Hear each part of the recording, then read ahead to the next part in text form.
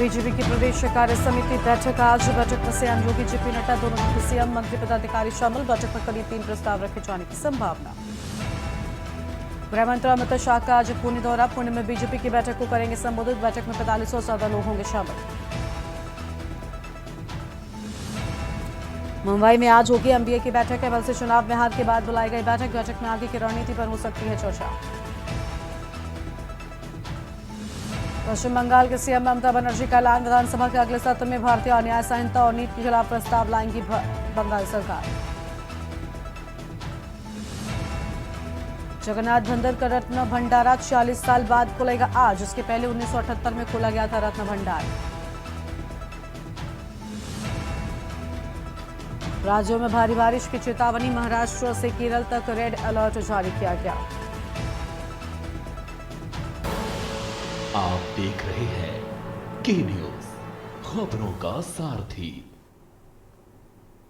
नमस्कार, live news में आप सभी का स्वागत है। मैं हूं आपके साथ गरिमा वाजपेयी और अहम खबर से करते हैं बुलेटिन की शुरुआत। अमेरिका के पूर्व राष्ट्रपति डोनाल्ड ट्रंप पर पेंसिल्वेनिया में रैली के दौरान घातक हमला हुआ है और हालांकि वो इसमें बाल बाल बच गए हैं। गोली उनके कान के बगल से गुजर गई। वो सुरक्षित हैं और सुरक्षा गार्डों ने हमलावर को मौके पर ही ढेर कर दिया। घटना बहुत बड़ी है। सबसे ताकतवर मुल्क के पूर्व राष्ट्रपति की सुरक्षा दुनिया की सबसे काबिल सीक्रेट सर्विसेज करती हैं और उनकी मौजूदगी और सुरक्षा घेरे के बीच ऐसी घटना होना अमेरिका में सनसनी के लिए पर्याप्त है। सीक्रेट सर्विस और उनके डायरेक्टर की कड़ी आलोचना हो रही है। हमलावर की भी पहचान हो गई है।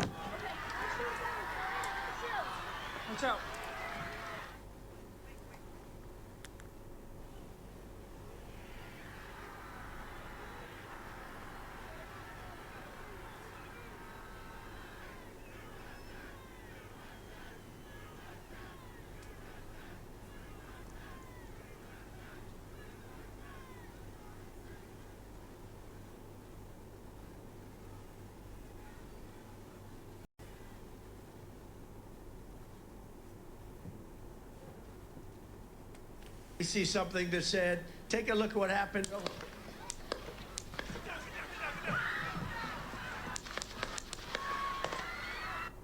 आगे बढ़ते हैं खबरों की ओर। दिल्ली से खबर। राष्ट्रपति जो बाइडेन का बयान भी इस पूरे मामले पर सामने आ चुका है।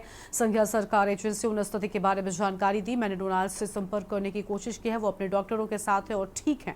अमेरिका में हिंसा के लिए कोई जगह नहीं है। जो बाइडेन की ओर से बड़ी बातें कही गई, हम इसे अनदेखा नहीं कर सकते। मैंने सीक्रेट सर्विस राज्य एजेंसियों को धन्यवाद देता हूँ। ट्रंप की रैली शांतिपूर्ण ढंग से होनी चाहिए थी। सभी को इसकी निंदा करनी चाहिए थी। तो देखिए, अमेरिका के पूर्व राष्ट्रपति पर जिस तरीके से हमला हुआ, उसको लेकर अब जो बाइडेन का बड़ा बयान सामने आया है। उन्होंने साफ तौर पर कहा कि मैंने डोनाल्ड से संपर्क करने की कोशिश की है। वो अपने डॉक्टर्स के साथ में हैं और सुरक्षित है। बड़ी खबर आपको हम बता रहे हैं।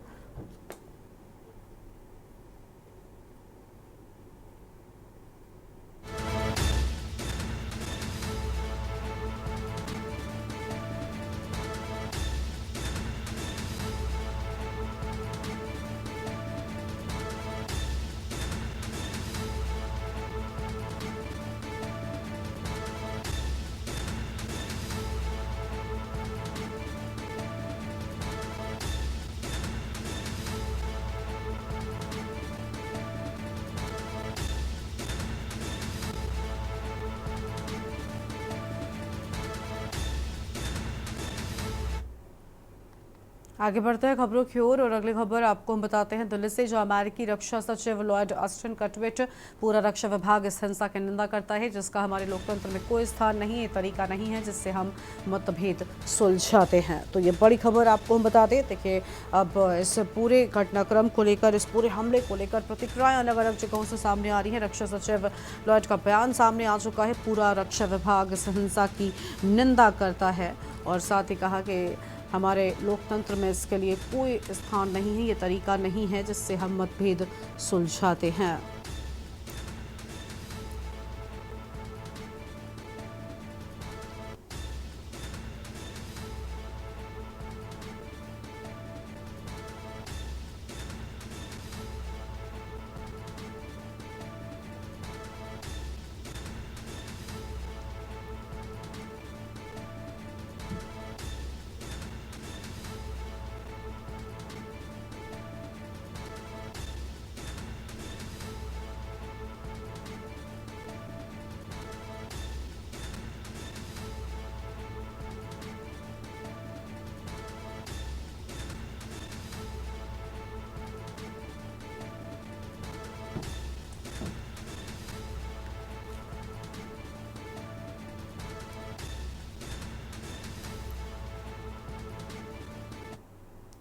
अगली खबर दिल्ली से, जहां श्री जगन्नाथ मंदिर का आज खुलेगा रत्न भंडार। 46 सालों के बाद आज मंदिर का रत्न भंडार खुलेगा। ओडिशा के पुरी में स्थित श्री जगन्नाथ मंदिर रत्नों की गणना में रिजर्व बैंक के प्रतिनिधि मौजूद होंगे। बड़ी जानकारी आपको हम बता रहे हैं, जहां पर आज 46 सालों के बाद में रत्न भंडार खुलेगा। बड़ी जानकारी आपको हम बता दें।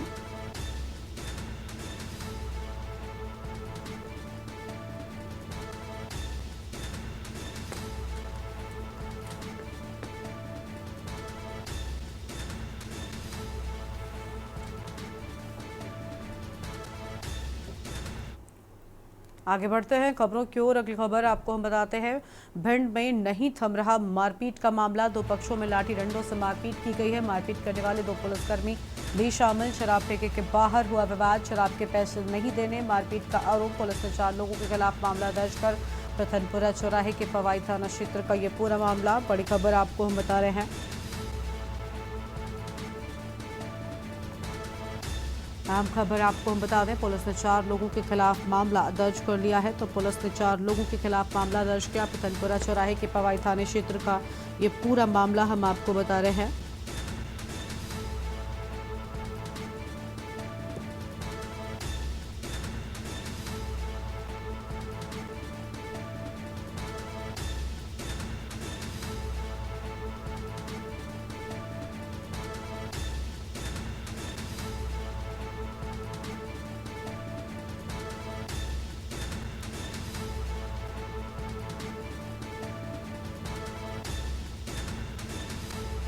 बड़ी खबर, भिंड में नहीं थम रहा मारपीट का मामला।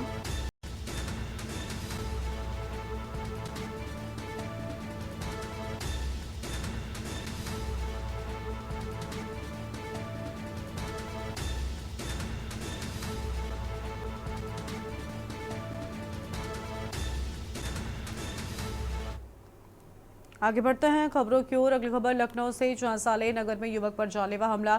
बदमाशों ने युवक को चाकू से गोद कर घायल किया। बड़ी जानकारी आपको हम बता रहे हैं। और घर से बुलाकर युवक पर किया चाकू से हमला।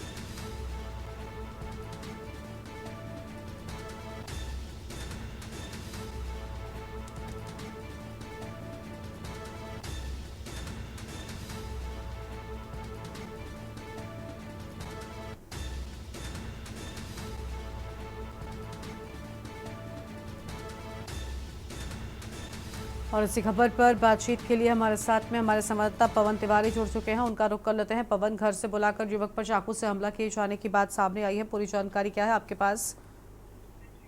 जी, आपको बता दें, पूरा मामला आसियाना थाना क्षेत्र का है, जहां पर एक युवक आलमबाग बस स्टैंड के पास खड़ा था, जहां पर उसको बुलाया गया था।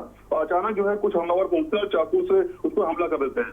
और उसी के कुछ ही देर बाद उसका जो दूसरा भाई होता है उसके ऊपर भी हमला होता है। दोनों जो भाई हैं उनके ऊपर चाकू से हमला हुआ है और दोनों गंभीर रूप से घायल है। उनका जो इलाज है वो गंडू हॉस्पिटल में किया जा रहा है। तो अभी तक जो मामला निकलकर सामने आया है कि दोनों के ऊपर जो हमलावर है उन्होंने हमला क्यों किया और क्या उनसे दुश्मनी, इस बात की भी जानकारी नहीं हो पाई है। फिलहाल दोनों युवक घायल है, उनका इलाज किया जा रहा है। लेकिन जो जिस तरह से दोनों भाइयों, पहले एक भाई बड़े भाई पर भी छोटे भाई पर जिस तरह हमला किया गया, कहीं ना कहीं बड़ा सवाल है कि आखिर क्यों ऐसा किया गया है। लेकिन अभी जो घायल युवक है हॉस्पिटल में उनका इलाज चल रहा है। फिलहाल कोई तहरीर की तरफ से नहीं दिखी, लेकिन पुलिस जो है मौके की जांच पड़ताल कर रही है और उसका पूछताछ भी की जा रही है कि क्या मामला है, क्यों वहां पर हमला किया गया है। जी, बहुत शुक्रिया पवन आपका हमारे साथ जुड़ने के लिए और अहम जानकारी के लिए। तो ये बड़ी जानकारी आपको हम बता दें, जहां पर घायल को लोकबंधु अस्पताल में भर्ती कराया गया। अगली खबर बरेली से, लव जिहाद का बड़ा मामला सामने आया है। जौनपुर की बेटी को हिंदू बनाकर प्रेम में फंसाया। तो यह हम खबर आपको हम बता रहे हैं। और जौनपुर की बेटी को फंसाए जाने की बात सामने आई है। बरेली लाकर युवती का नाम बदलवा कर रखा जरीन। शानू कुमार हमारे साथ में जुड़ चुके हैं इसी खबर पर बातचीत के लिए। शानू, कैद से भागी तो वह नेताओं ने मदद की, पूरी जानकारी क्या है? देखिए गरिमा, एक बिजली चैनपुर थाना क्षेत्र का एक युवक है जो कि जिसका नाम जो है मुस्लिम अमन इदरीसी बताया जा रहा है। वो हिमाचल प्रदेश की एक फैक्ट्री में काम करता था। वहीं पर ही एक जो युवती है जिसको फंसाया गया, उसका भाई और वो युवती खुद वहां पर भी कार्यरत थे। उसको इस युवक ने जो है अपना नाम बदलकर, यानी कि अपना धर्म बदलकर हिंदू बताकर जो उसको जो है अपने प्रेम जाल में फंसाया और उसको अपने साथ जो है बरेली ले आया और बरेली में उसको जो है कन्वर्जन करा करके उसका नाम जो है नाजरीन रख दिया गया और उसके साथ जो है जितने भी काम थे वो सब विशेष समुदाय के होते हैं उसी तरीके से करने लगा। और कैसे न कैसे जब युवती को पता लगा कि वो मुस्लिम बन चुकी है और उसको जो है मुस्लिम के घर में लाया गया है, उसके साथ धोखाधड़ी की गई है, तो वो अपनी जान बचा करके बिजली चैनपुर पुलिस पहुंची और वहां पर हिंदू संगठनों को जानकारी मिली। हिंदू संगठनों ने जमकर इसका विरोध किया और अब जो आरोपी है जिसका नाम अमन इदरीसी बताया गया है, वो अब जो है पुलिस की गिरफ्त में उसको जेल भेजा जा रहा है। फिलहाल अमन इदरीसी ने अपना जो जुर्म है वो कबूल कर लिया है और एक युवती की जो जान थी वो अब बच गई है। बिल्कुल, बहुत शुक्रिया आपका हमारे साथ जोड़ने के लिए शानू, और अहम जानकारी साझा करने के लिए। तो हम खबर आपको बता दें, बरेली से लव जिहाद का बड़ा मामला सामने आया है।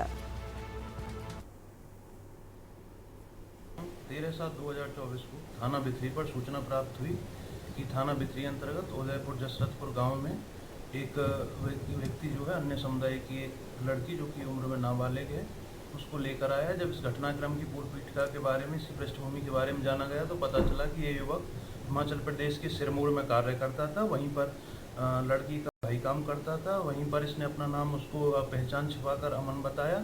जब लड़की गांव में आई तो उसको इसकी हकीकत के विषय में पता चला कि ये युवक अन्य समुदाय से बिलोंग करता है।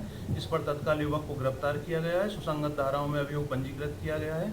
कठोर से कठोर विधिक कार्रवाई अमल में लाई जा रही है। कानून व्यवस्था संबंधी कोई समस्या नहीं। आगे बढ़ते खबरों की ओर। कानपुर से खबर, जहां आपसे विवाद में पति ने फांसी लगा ली। विवाद में पत्नी ने काटा अपना गला। पति की मौत, पत्नी को अस्पताल भेजा गया है और ग्रामीणों के पहुंचने पर युवक को फंदे से लटका पाया गया। गांव में आटा चक्की का कारखाना चलाता था युवक। साड़ थाना क्षेत्र के रसूलपुर गांव का ये पूरा मामला बताया जाता है। तो साड़ थाना क्षेत्र के रसूलपुर गाँव का ये पूरा मामला है। अहम खबर आपको हम बता रहे हैं।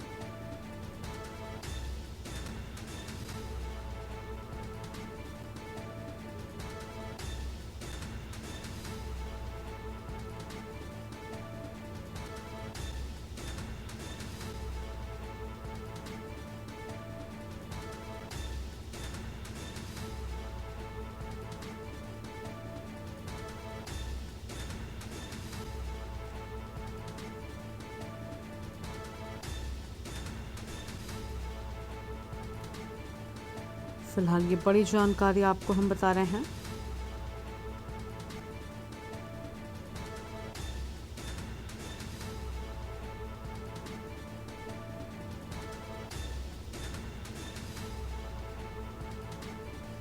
आज दिनांक 14 जुलाई 2024 को यहाँ थाना क्षेत्र 60 में रसूलपुर जाजमऊ गांव से एक सूचना मिली है कि पति पत्नी दोनों ने आत्महत्या करी है। इस सूचना पर जब हम लोग यहाँ पहुँचे हैं तो पता चला है कि पति जितेंद्र कुमार फांसी लगाकर आत्महत्या करी है, जो प्रथम दृष्टया प्रतीत हुआ है। तथा इसी सूचना पर उसकी पत्नी जो है अनुपा, उन्होंने एक पेपर कटर नाइफ से खुद के गले पर वार किया है। तो वो भी घायल हैं और घायल अवस्था में उनका उपचार अभी पीएचसी भीतर, जहाँ से उनको उपचार के लिए रेफर किया गया है और वहाँ से अग्रिम उपचार उनका किया जाएगा।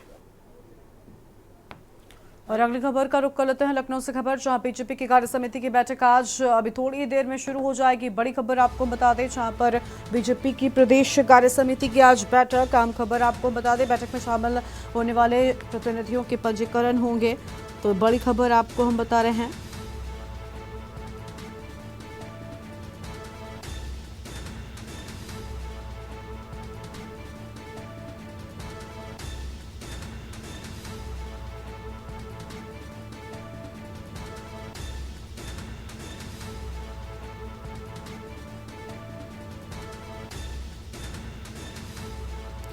और इसी खबर पर बातचीत के लिए हमारे साथ में संदीप मिश्रा जुड़ चुके हैं। संदीप, बीजेपी की कार्य समिति की आज बैठक हो रही है। नगर पंचायत स्तर तक के नेताओं को बुलाया गया है। देखिए, लोकसभा चुनाव के बाद ये पहली बैठक हो रही है और ऐसे में क्या लग रहा है, इस बैठक में क्या कुछ अहम चीजें निकलकर सामने आ सकती हैं? बीजेपी की लोकसभा के चुनाव में बहुत बेहतर परफॉर्मेंस कम से कम उत्तर प्रदेश में तो बिल्कुल नहीं रही, और उस सब के बाद में अब ये बैठक क्या मायने रखती है?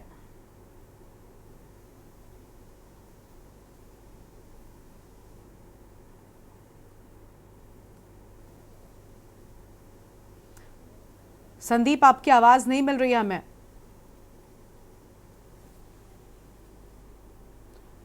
तो देखिए, तस्वीरें हम दिखा रहे हैं बैठक के भीतर की। अभी संदीप की आवाज नहीं मिल पा रही है, वो भी हम आपको दिखाएंगे, लेकिन पहले तस्वीर आप देख सकते हैं। और दूसरी ओर बता दें कि बैठक में कई अहम लोग जो हैं वो शामिल हो रहे हैं।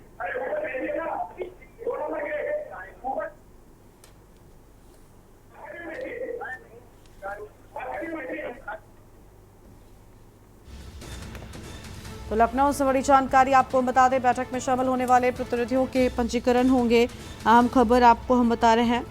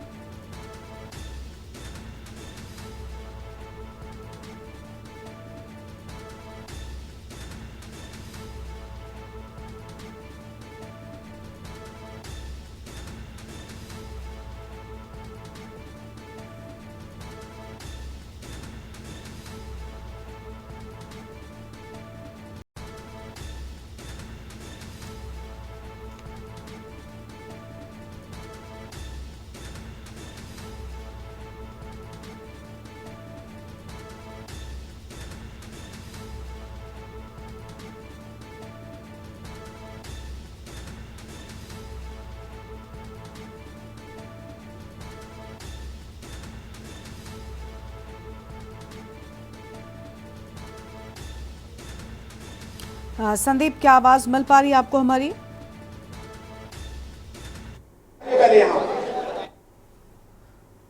देखिए, बैठक में 2500 से ज्यादा लोगों के शामिल होने की बात सामने आई है। संदीप, आवाज मिल रही है आपको? ठीक है संदीप, देखिए, लोकसभा चुनावों के बाद ये बैठक हो रही है, कितनी अहम है और क्या कुछ तस्वीरें निकलकर सामने आ पा रही, क्योंकि आप खुद वहां पर मौजूद हैं, दिखाइए।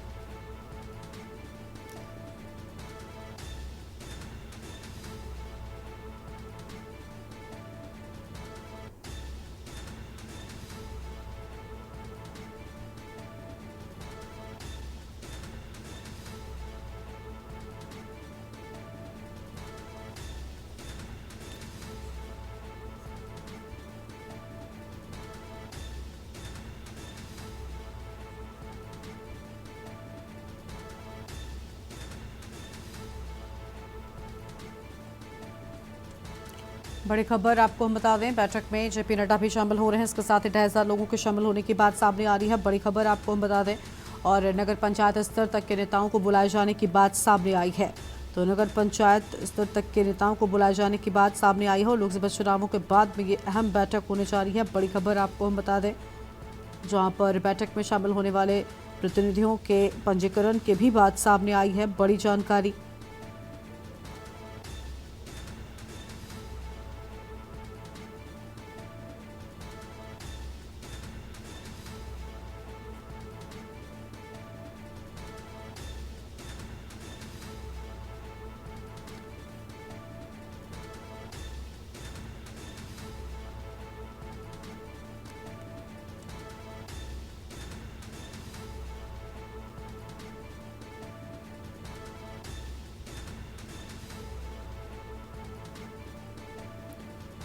देखिए, आवाज़ नहीं मिल पा रही है। लेकिन ये बड़ी खबर आपको हम बता दें, जहां पर आप देखिए किस तरीके से बैठक की शुरुआत होने वाली है। मुख्यमंत्री योगी आदित्यनाथ पहुंच चुके हैं और इसके साथ इस बैठक की शुरुआत करते हुए कई अहम लोग भी इस बैठक में मौजूद हैं। तस्वीर आपकी टीवी स्क्रीन पर आपको हम दिखा रहे हैं। बीजेपी की कार्य समिति की बैठक की सीधी तस्वीरें के न्यूज इंडिया पर आपको हम दिखा रहे हैं।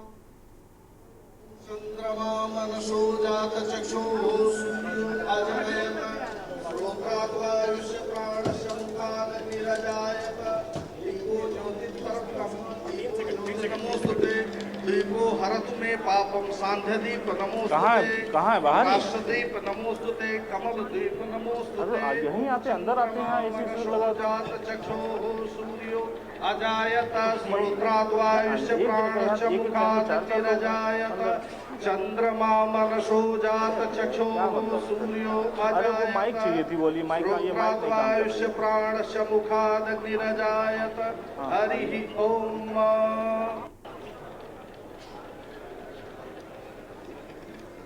स्टैंड पे लगा रहे हैं।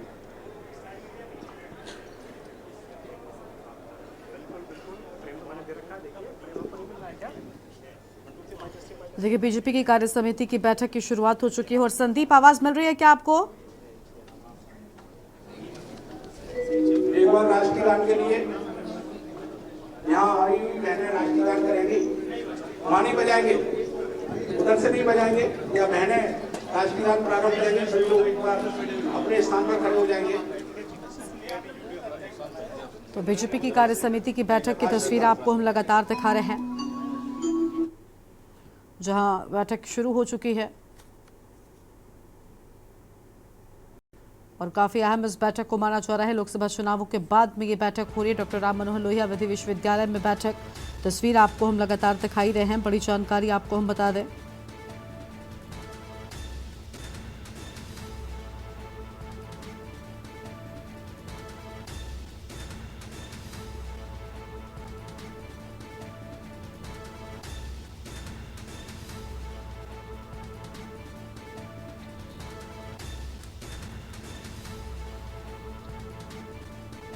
तो बीजेपी की कार्य समिति की बैठक की बात सामने आई है। बड़ी खबर लखनऊ से, बीजेपी की कार्य समिति की बैठक।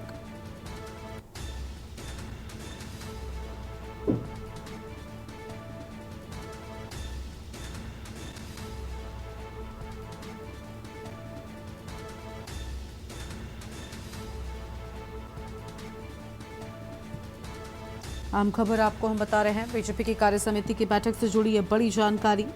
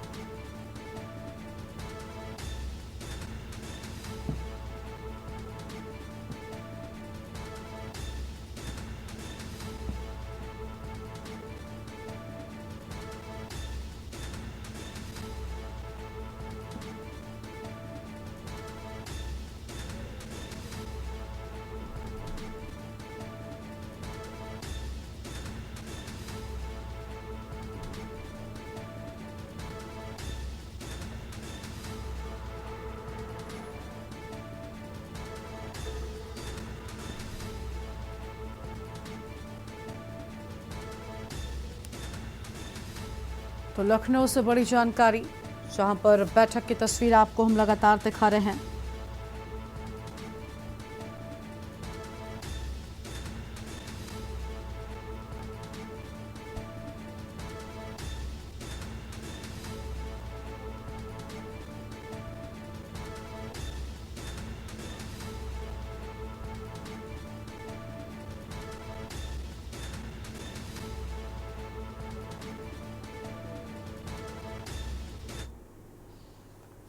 तो बीजेपी की कार्य समिति की बैठक की ये सीधी तस्वीरें आपकी टीवी स्क्रीन पर आपको हम दिखा रहे हैं।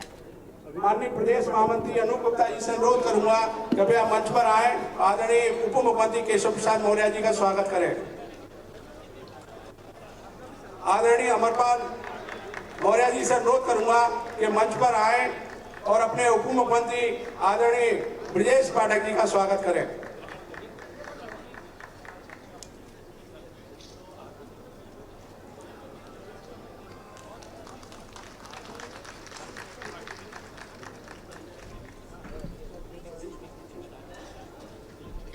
अपने राष्ट्रीय महामंत्री आदरणीय विनोद तावड़े जी के स्वागत के लिए मैं आदरणीय राम प्रताप जी प्रदेश महामंत्री से अनुरोध करता हूं आए और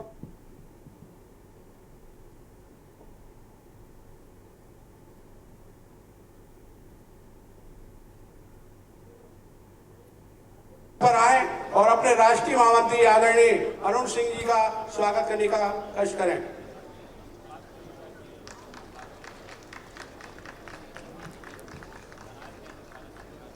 संदीप, आवाज मिल रही है आपको हमारी?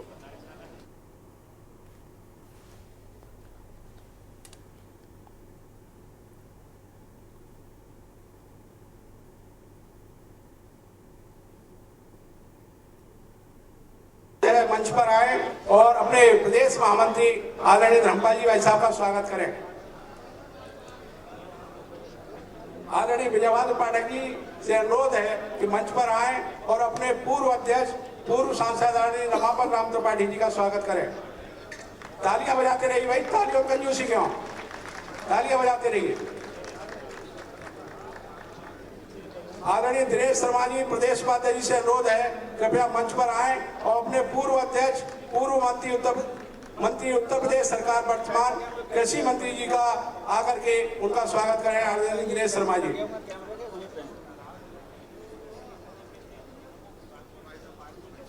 आदरणीय संतोष सिंह जी से अनुरोध है कृपया मंच पर आए और अपने पूर्व अध्यक्ष वर्तमान में राज्यसभा सांसद डॉक्टर लक्ष्मीकांत वाजपेयी जी का स्वागत करें। प्रदेश के उपाध्यक्ष बहन श्री कर्मावती जी से अनुरोध है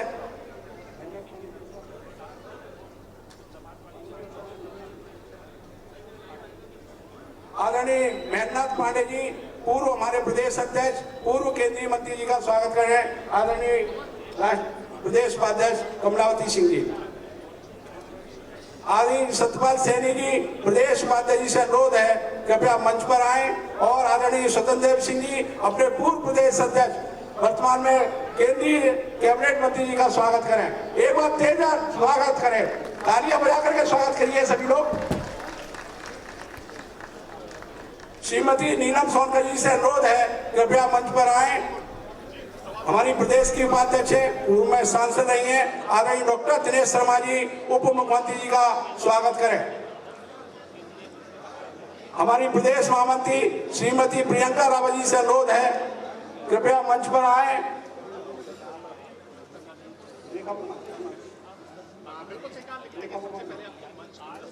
आदरणीय रेखा वर्मा जी का स्वागत करें। श्रीमान शंकर गिरी जी हमारे प्रदेश मंत्री हैं, उनसे अनुरोध है कृपया मंच पर आए और दीदी स्मृति ईरानी जी पूर्व भारत सरकार के मंत्री जी का स्वागत करें।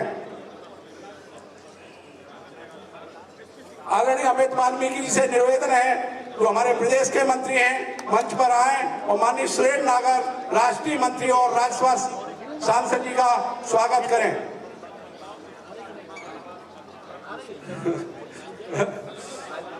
श्री डीपी भारती प्रदेश मंत्री भारतीय जनता पार्टी से अनुरोध है कृपया मंच पर आए और हमारे राष्ट्रीय अध्यक्ष किसान मोर्चा सांसद माननीय राजकुमार चार जी का स्वागत करें।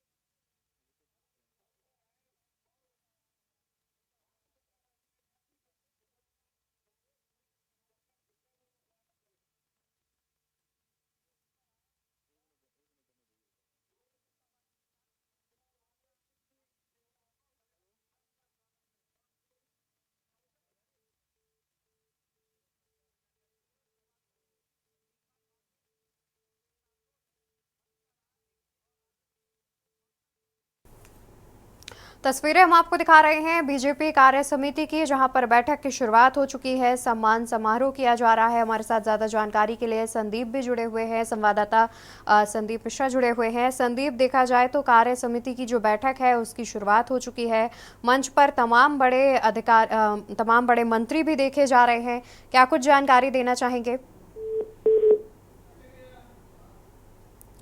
ठीक है, तो हमारे संवाददाता से संपर्क नहीं हो पा रहा है। तस्वीरों में आप देख सकते हैं कि मंच पर मुख्यमंत्री योगी आदित्यनाथ मौजूद नजर आ रहे हैं। बीजेपी प्रदेश अध्यक्ष भूपेंद्र चौधरी, दोनों मुख्यमंत्री और तमाम जितने भी मंत्री पदाधिकारी जो हैं वो मंच पर उपस्थित नजर आ रहे हैं और सभी का सम्मान किया जा रहा है। श्रीमती कांता कर्दम प्रदेश की उपाध्यक्ष है, अपनी पूर्व सांसद तरीके से आप अनाउंसमेंट सुन पा रहे हैं। वहां पर तमाम जो नेता हैं, मंत्री हैं, पदाधिकारी हैं, उनको मंच पर बुला करके उनका स्वागत किया जा रहा है। आपको बता दें कि लोकसभा चुनाव के बाद ये पहली बड़ी बैठक बीजेपी की है जिसका आयोजन किया गया है राजधानी लखनऊ में। केंद्रीय राज्य मंत्री भारत सरकार उनका स्वागत करें। तस्वीरों में आप स्वागत समारोह भी देख पा रहे हैं जहां पर तमाम मंत्रियों का, पदाधिकारियों का स्वागत किया जा रहा है।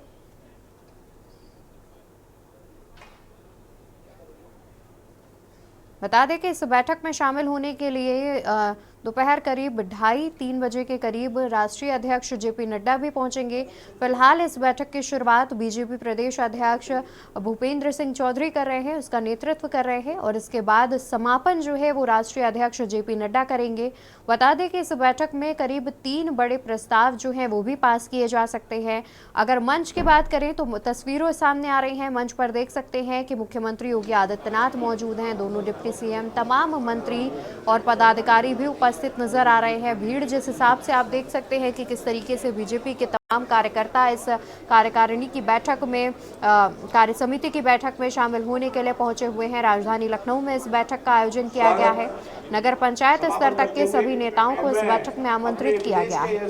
प्रदेश अध्यक्ष आदरणीय चौधरी भूपेश जी से अनुरोध करूंगा कि आज का अध्यक्षीय भाषण करने के लिए हम सब लोगों का मार्गदर्शन करें। और अब कुछ ही देर में बीजेपी प्रदेश अध्यक्ष भूपेंद्र सिंह चौधरी इस बैठक को संबोधित करेंगे। जैसे कि अनाउंसमेंट भी हुआ है, अब बीजेपी प्रदेश अध्यक्ष मंच से उठे हैं और वो जाकर के इस बैठक को संबोधित करेंगे। बोलिए भारत माता की, भारत माता की, भारत माता की, भारत माता की, भारत माता की। भारतीय जनता पार्टी, भारतीय जनता पार्टी, माननीय नरेंद्र मोदी, माननीय नरेंद्र मोदी। भारतीय जनता पार्टी उत्तर प्रदेश की विशेष बैठक में आज डॉक्टर राम मनोहर लोहिया विधि विश्वविद्यालय लखनऊ के बाबा साहब भीमराव अंबेडकर प्रेक्षागृह के मंच पर उपस्थित उत्तर प्रदेश के माननीय मुख्यमंत्री आदरणीय योगी आदित्यनाथ जी, प्रदेश के उप मुख्यमंत्री आदरणीय केशव प्रसाद मौर्य जी, आदरणीय ब्रजेश पाठक जी, भारतीय जनता पार्टी के राष्ट्रीय महामंत्री आदरणीय विनोद तावड़े जी, आदरणीय अरुण सिंह जी, भारत सरकार की पूर्व मंत्री आदरणीय बहन स्मृति ईरानी जी, भारतीय जनता पार्टी के पूर्व प्रदेश उपाध्यक्ष, पूर्व अध्यक्ष, पूर्व सांसद आदरणीय रमापति राम त्रिपाठी जी, हमारे पूर्व प्रदेश अध्यक्ष उत्तर प्रदेश सरकार के वरिष्ठ मंत्री आदरणीय सूर्य प्रताप शाही जी, पूर्व प्रदेश अध्यक्ष भारतीय जनता पार्टी के राष्ट्रीय उपाध्यक्ष आदरणीय लक्ष्मीकांत वाजपेयी जी, पूर्व प्रदेश अध्यक्ष भारत सरकार के पूर्व मंत्री आदरणीय महेंद्र नाथ पांडे जी, पूर्व प्रदेश अध्यक्ष उत्तर प्रदेश सरकार के कैबिनेट मंत्री आदरणीय स्वतंत्र देव सिंह जी, आदरणीय दिनेश शर्मा जी, आदरणीय राष्ट्रीय मंत्री सुरेंद्र नागर जी, भारतीय जनता पार्टी के किसान मोर्चा के अध्यक्ष सांसद राजकुमार चाहर जी, भारतीय जनता पार्टी के राष्ट्रीय प्रवक्ता आदरणीय प्रेम शुक्ला जी, आदरणीय गौरव भाटिया जी, भारत सरकार के माननीय मंत्री आदरणीय पंकज चौधरी जी, आदरणीय एसपी सिंह बघेल जी, आदरणीय जितेंद्र प्रसाद जी, आदरणीय बीएल वर्मा जी, आदरणीय कमलेश पासवान जी और उत्तर प्रदेश भारतीय जनता पार्टी के माननीय संगठन मंत्री आदरणीय धर्मपाल जी, सभागार में उपस्थित सभी हमारे माननीय उत्तर प्रदेश सरकार के माननीय मंत्रीगण, सभी माननीय सांसद, विधायक, मेयर, जिला पंचायतों के अध्यक्ष, भारतीय जनता पार्टी के प्रदेश के पदाधिकारी, सभी क्षेत्रीय अध्यक्ष, सभी माननीय जिला अध्यक्ष, जिला प्रभारी और सभागार में उपस्थित सभी माननीय मेरे सांसद गण, साथी भाइयों बहनों, उत्तर प्रदेश की राजधानी लखनपुरी में गोमती के तट पर माननीय मुख्यमंत्री जी सहित इस सभागार में उपस्थित मैं सभी माननीय सभापतियों का, सभी माननीय अतिथियों का और सम्मानित कार्यकर्ताओं का स्वागत और अभिनंदन करता हूं। इस अवसर पर मैं याद करना चाहता हूं कि शहर की वास्तविक भारतीय वास्तुविद लखन पासी को, जिनको याद किए बिना ये प्रदेश की कार्य समिति अधूरी रहेगी। प्रदेश का मन उत्तम प्रदेश है, भारत की आत्मा अयोध्या, काशी और मथुरा में बसती है, जो हमारी पहचान है। इस ऐतिहासिक और गौरवशाली परंपरा के संवाहक उत्तर प्रदेश की धरती से आमजन के सपनों को साकार करने के लिए देश की अहर्निश सेवा में लगे हम सभी के मार्गदर्शक भारत के माननीय प्रधानमंत्री जी नरेंद्र मोदी जी तीसरी बार काशी से बनकर राष्ट्र सेवा के लिए प्रधानमंत्री के पद को सुशोभित करने का महान सौभाग्य हम सभी कार्यकर्ताओं को मिला। केंद्र में लगातार तीसरी बार सरकार बनने पर माननीय प्रधानमंत्री जी मोदी जी, पार्टी के राष्ट्रीय अध्यक्ष माननीय जगत प्रसाद नड्डा जी और केंद्रीय नेतृत्व को हार्दिक शुभकामनाएं देता हूं और आप सभी सम्मानित साथी कार्यकर्ताओं और बहनों का अभिनंदन करता हूं। भाइयों बहनों, हम सभी जनवरी 2024 में प्रदेश कार्य समिति की बैठक में मिले थे। आज लोकसभा चुनाव संपन्न होने के उपरांत एक बार फिर आपसे मिल रहे हैं। इस प्रदेश कार्य समिति के बृहद स्वरूप में आयोजित की गई, जिसमें हम सभी को कार्य समिति के समापन के सत्र में माननीय राष्ट्रीय अध्यक्ष जी का मार्गदर्शन मिलेगा, जो हमारे लिए एक प्रसन्नता का विषय है। उत्तर प्रदेश कृषि प्रधान प्रदेश, यहाँ की सबसे उर्वरा भूमि है, देश की आत्मा और हृदय स्थल है। भगवान श्री राम और कृष्ण ने यहीं जन्म लिया है, यहीं पर बाबा विश्वनाथ जी का धाम है। वैदिक ज्ञान को लिपिबद्ध करने वाली भूमि नैमिषारण्य यहीं है। शक्तिपीठों से जुड़ी परंपरा यहाँ पर है। पूर्व में विपक्ष के लोग इस सामर्थ्य को समझ नहीं पाते थे, वे कांवड़ यात्रा को रोकते थे, हमें हमारे धार्मिक तीज त्योहार मनाने के लिए रोकने का काम करते थे। लेकिन आज 500 वर्षों बाद अयोध्या में भगवान श्री राम के मंदिर का निर्माण हमारी विरासत का सम्मान है। सही अर्थों में कहा जाए तो हम सभी भारतीय जनता पार्टी के कार्यकर्ता परंपरा को आगे बढ़ाते हुए आगे बढ़ रहे हैं। भारतीय जनता पार्टी एक ऐसा राजनीतिक दल है जिसके कार्यकर्ता के मन में पहले देश, फिर दल, अंत में स्वयं के हित रहते हैं। हमारा यह प्रदेश उसी दृष्टिकोण के साथ माननीय प्रधानमंत्री जी के मार्गदर्शन में वैभवशाली भारत, शक्तिशाली भारत, आत्मनिर्भर भारत के रूप में आकार ले रहा है। आज हमें गर्व है कि माननीय प्रधानमंत्री जी के नेतृत्व में तीसरी बार केंद्र में भारतीय जनता पार्टी की सरकार बनी है। हम उनका स्वागत और अभिनंदन करते हैं। 1951 में अपने जीवन काल के प्रारंभ में हमने जो संकल्प लिए थे, भाइयों बहनों, आज वो पूरे हो रहे हैं। आजादी के बाद भारतीय जनता पार्टी एक ऐसा राजनीतिक दल है जिसके प्रथम राष्ट्रीय अध्यक्ष जी ने बलिदान दिया है। डॉक्टर श्यामा प्रसाद मुखर्जी का कश्मीर में आंदोलन के समय परिस्थितियों में संदिग्ध निधन हुआ है। एक देश में दो विधान, दो प्रधान नहीं चलेंगे को साकार करते हुए माननीय प्रधानमंत्री जी ने धारा 370 को हटाने का काम किया, जिससे आज जम्मू और कश्मीर लोकतांत्रिक तरीके से आगे बढ़ रहा है। हमने अयोध्या में राम मंदिर बनवाने का सपना देखा, वह सपना माननीय प्रधानमंत्री जी के प्रयासों से साकार हुआ। हमारी सरकार बहुसंख्यकों की आस्था का सम्मान और अपनी सांस्कृतिक विरासत के संरक्षण के लिए प्रतिबद्ध है। माननीय प्रधानमंत्री जी ने और पार्टी के राष्ट्रीय अध्यक्ष माननीय जगत प्रसाद नड्डा जी के नेतृत्व में आज भारतीय जनता पार्टी ऊंचाइयों को छू रही है। राष्ट्रीय विचार की राजनीति हमारी प्रतिबद्धता है और सेवा ही संगठन की अवधारणा को लेकर किए गए कार्य को भारतीय जनता पार्टी मान्य स्वरूप तक जनता तक पहुंचाया। सेवा ही संगठन का मूल तंत्र है। इसी ध्येय की सफलता के कीर्तिमान भारतीय जनता पार्टी आज स्थापित कर रही है।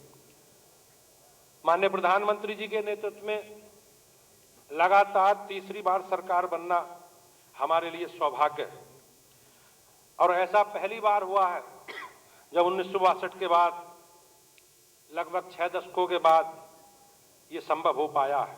ये सभी भारतीय जनता पार्टी के अथक प्रयास से संभव हो सका है, जिसके लिए आप सभी सम्मानित मेरे साथी भाई बहन धन्यवाद के पात्र।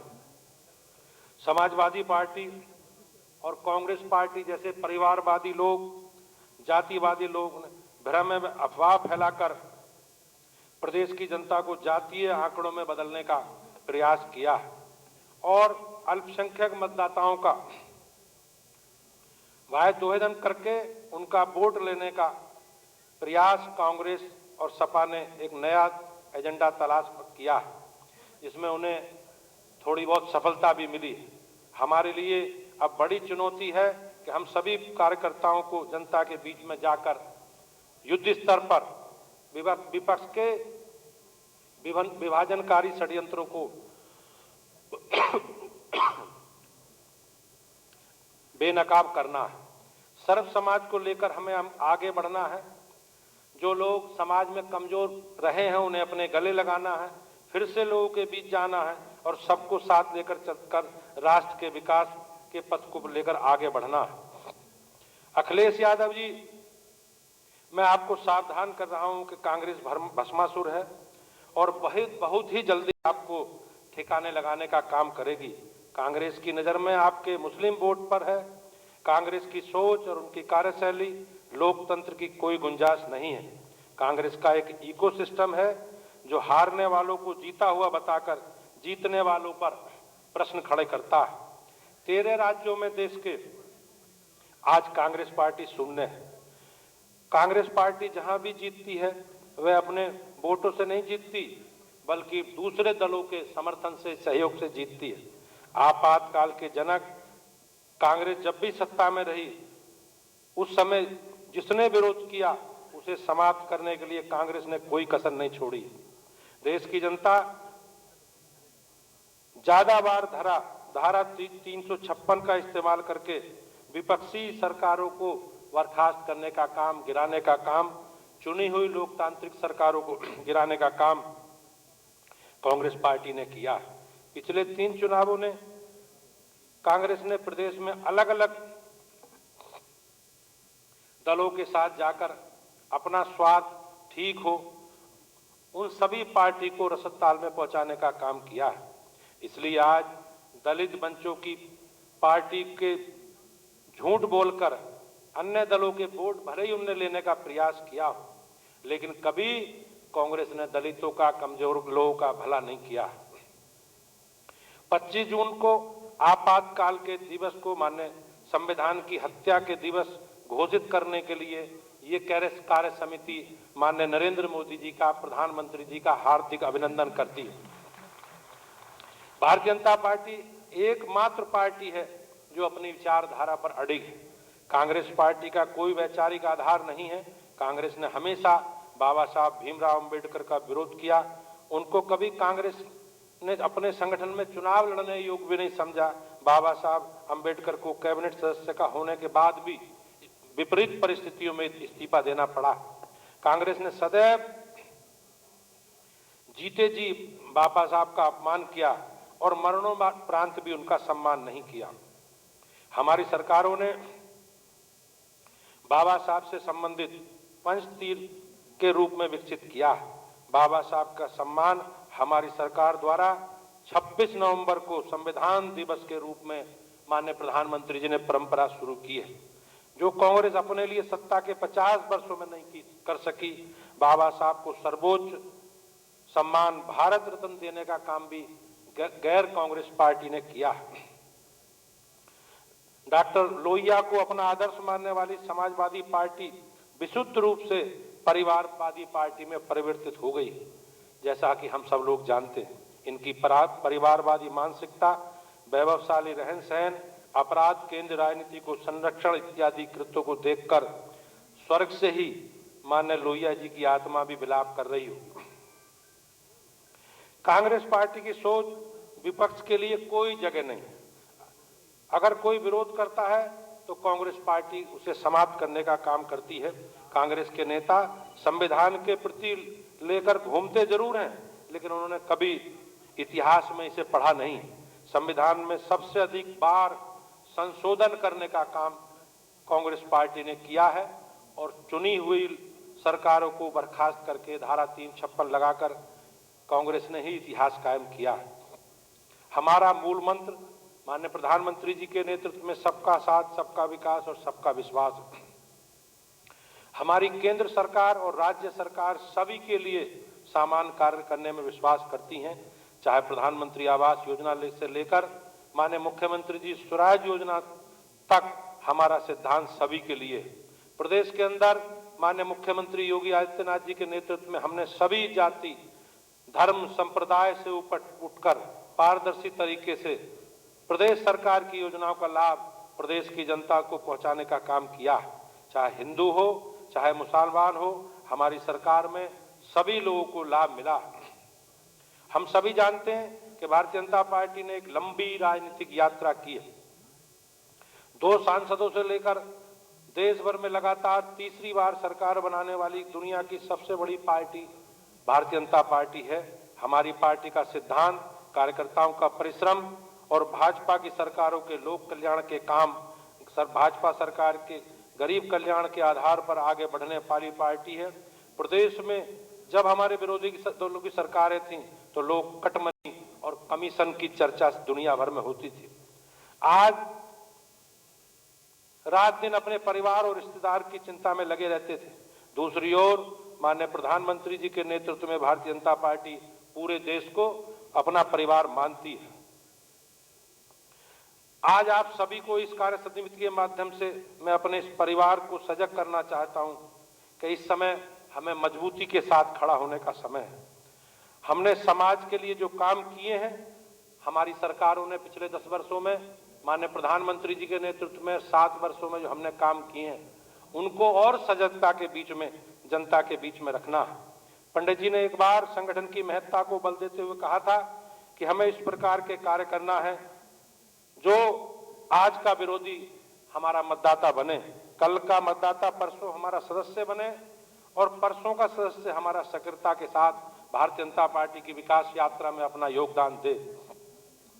केंद्र में दुनिया के सबसे लोकप्रिय नेता माननीय प्रधानमंत्री नरेंद्र मोदी जी के नेतृत्व में गरीब कल्याण, विश्व की महाशक्ति के रूप में भारत की छवि, देश के बाह्य और आंतरिक दुश्मनों को मुंह तोड़ जवाब, भारत को दुनिया की तीसरी सबसे बड़ी अर्थव्यवस्था बनाने के प्रति तीव्र गति से अग्रसर है। वही माननीय मुख्यमंत्री योगी आदित्यनाथ जी के नेतृत्व में मजबूत कानून व्यवस्था की बात हो, चाहे प्रदेश भर सड़कों और एक्सप्रेस वे का जाल बिछाने की बात हो, शासकीय स्कूलों के कायाकल्प की बात हो, सभी जिलों में मेडिकल कॉलेज, 6.5 लाख युवाओं को पारदर्शी और भ्रष्टाचार मुक्त नौकरी देने की बात हो, हमारी सरकार ने उत्तर प्रदेश को तेजी के साथ विकसित राज्यों की सूची में लाकर खड़ा किया है। हमें विकसित भारत 2047 के संकल्प को सिद्ध करते हुए भारत को दुनिया की सबसे बड़ी सुपर पावर के रूप में स्थापित करना है।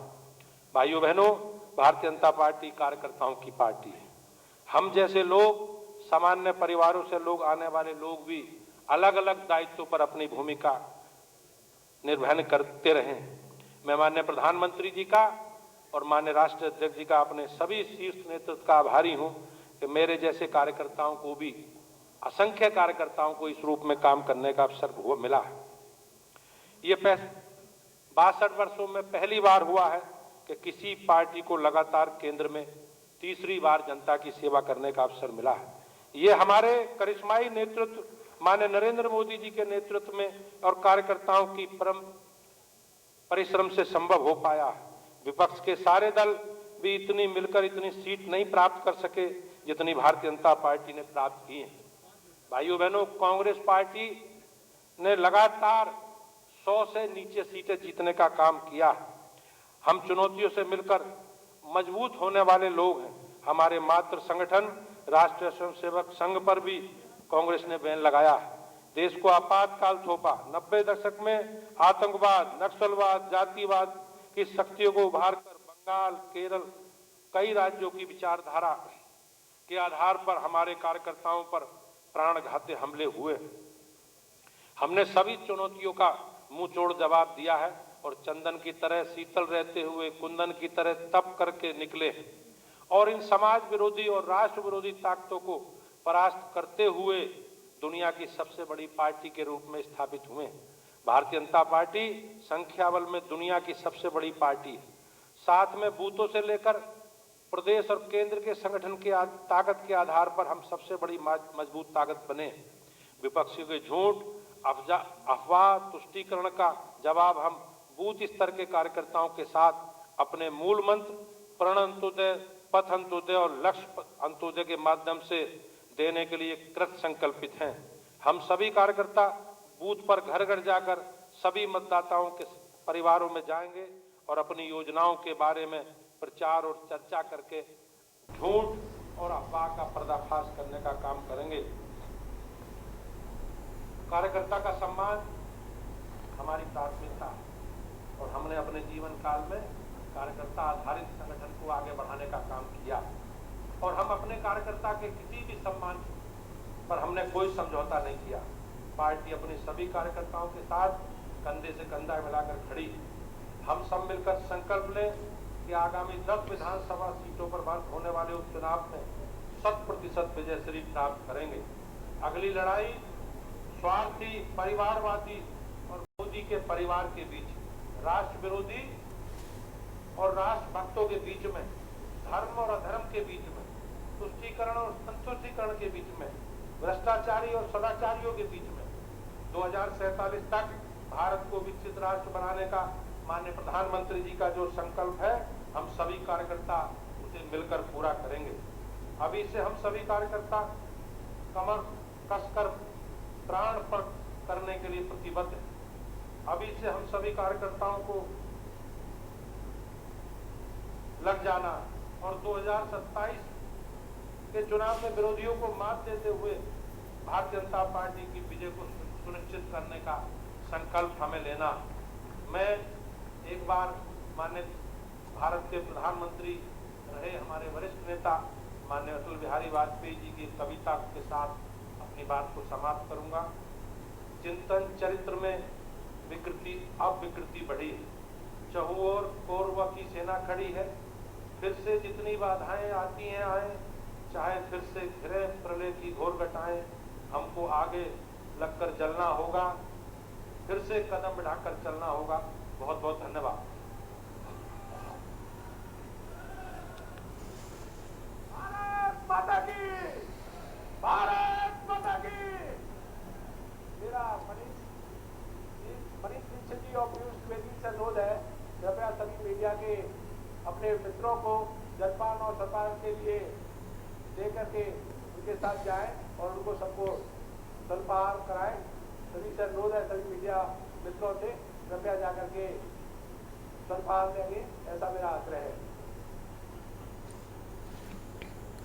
तो यहाँ पर आपने सुना बीजेपी प्रदेश अध्यक्ष भूपेंद्र सिंह चौधरी को।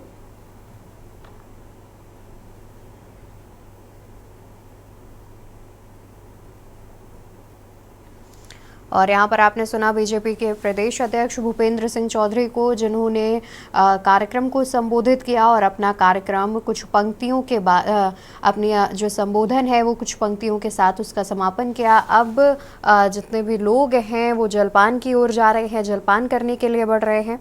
बता दें कि मंच पर मुख्यमंत्री योगी आदित्यनाथ और दोनों डिप्टी सीएम समेत तमाम पदाधिकारी भी मौजूद हैं।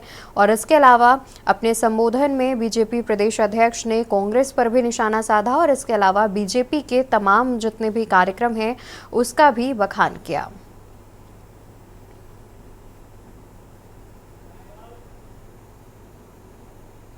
और फिलहाल के लिए खबरों में इतना ही। देखते रहिए के न्यूज़ इंडिया। नमस्कार। आप देख रहे हैं के न्यूज़। खबरों का सार।